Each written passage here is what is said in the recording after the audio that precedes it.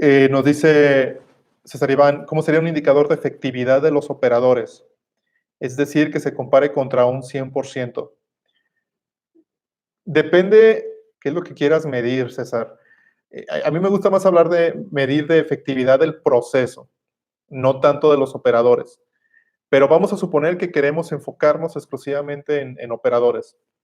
Lo primero que tenemos que ver es que si son operaciones repetitivas, como en una línea de ensamble, o son operadores que se dedican, por ejemplo, más a soldar, a reparar, actividades que no son, que hacen todos los días, pero que cada vez que lo hacen puede haber pequeñas diferencias, o sea, que no es una línea de ensamble tal cual.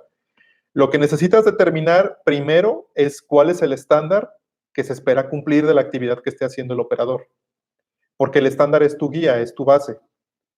Entonces, si estamos hablando, por ejemplo, de un operador que está empaquetando y tú quieres saber cuál es su efectividad, pues necesitas primero saber para lo que está empaquetando cuántos paquetes o cuántas empaquetadas debería de hacer por hora, vamos a suponerlo así. Y vamos a suponer que si estuviéramos hablando de empaque, el operador tiene que hacer 100 empaques por hora. Yo lo primero que tengo que ver es si está cumpliendo ese estándar.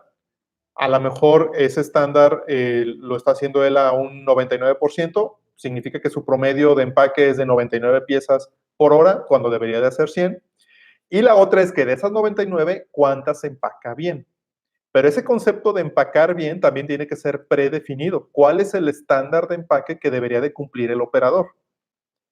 Cuando hablamos de algo relativamente sencillo como empacar, pues no hay mucho problema, pero imagínate que estuviéramos hablando de soldar.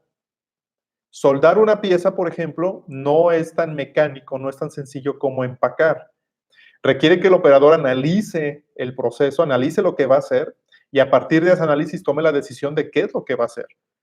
De todos modos, tú debes de tomar un estándar, un promedio donde digas, bueno, para la actividad que está haciendo debe de sacar 50 soldaduras o 50 piezas soldadas por hora.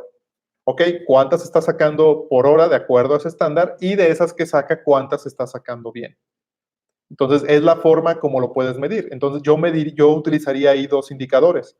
Uno es, por ejemplo, el porcentaje de cumplimiento con el estándar, que es el que hablábamos, está cumpliendo al 99% la entrega de producto. Y otro, podemos llamarle efectividad, confiabilidad o simplemente la calidad, el porcentaje de calidad del producto o de la actividad que está haciendo. Y en este caso es de las 99 que produjo, en qué porcentaje están saliendo bien. Entonces yo tomaría como base lo que realmente sacó, independientemente del estándar, para poder determinar de ese total cuántas sacó realmente bien.